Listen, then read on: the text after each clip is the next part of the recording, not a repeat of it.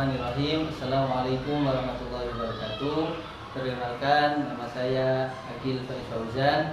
Saya mengambil prodi BGSD. Nomor NIM saya 877980944.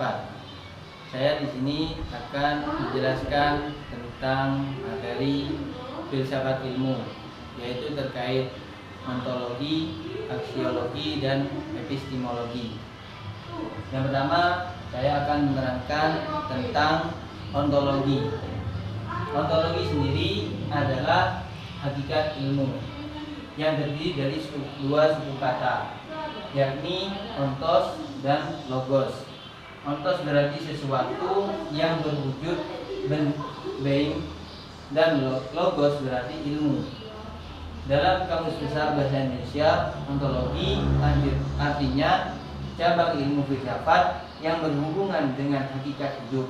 Jadi ontologi adalah bidang pokok filsafat yang mempersoalkan hakikat tata hubungan sistematis berdasarkan hubungan sebab akibat, yaitu ontologi sendiri pertama kali diperkenalkan oleh Rudolf Tolstenius pada tahun 1636 Masehi untuk menemani teori tentang hakikat yang ada bersifat metafisis. Dalam perkembangannya, Christian Wolff 1679 sampai 1754 membagi metafisika menjadi dua, yaitu metafisika umum dan metafisika khusus. Dan yang kedua adalah epistemologi. Epistemologi dalam Kamus Besar Bahasa Indonesia dapat diartikan juga dengan filsafat tertentu, atau epistemologi dimaknai dengan cabang ilmu filsafat tertentu, dasar-dasar dan batas-batas pengetahuan. Istilah epistemologi sendiri berasal dari bahasa Yunani episteme atau pengetahuan dan logos perkataan, pikiran. Maka harfiah atau ilmu berarti pengetahuan sebagai upaya intelektual untuk menempatkan sesuatu dalam kedudukan setepatnya.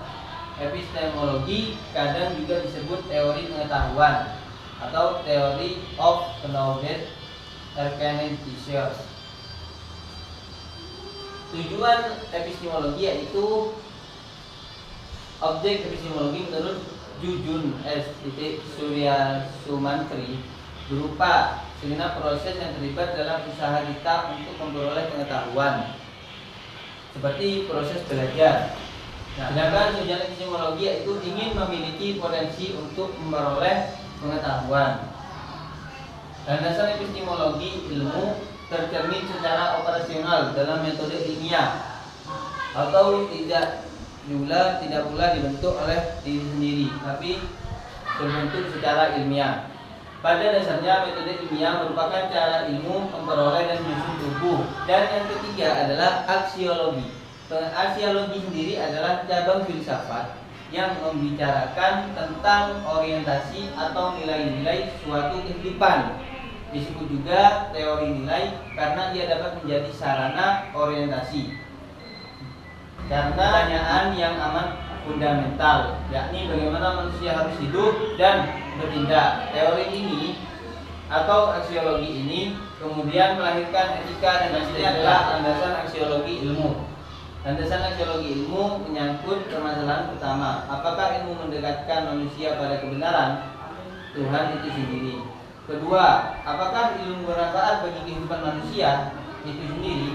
Ketiga, apakah ilmu itu bebas nilai atau tidak bebas nilai, sebab nilai-nilai menyatu dengan ilmu itu sendiri. Jadi sekian dari saya, itu adalah suatu presentasi dari saya yang menjelaskan tentang materi filsafat ilmu terkait tentang ontologi, aksiologi, dan epistemologi.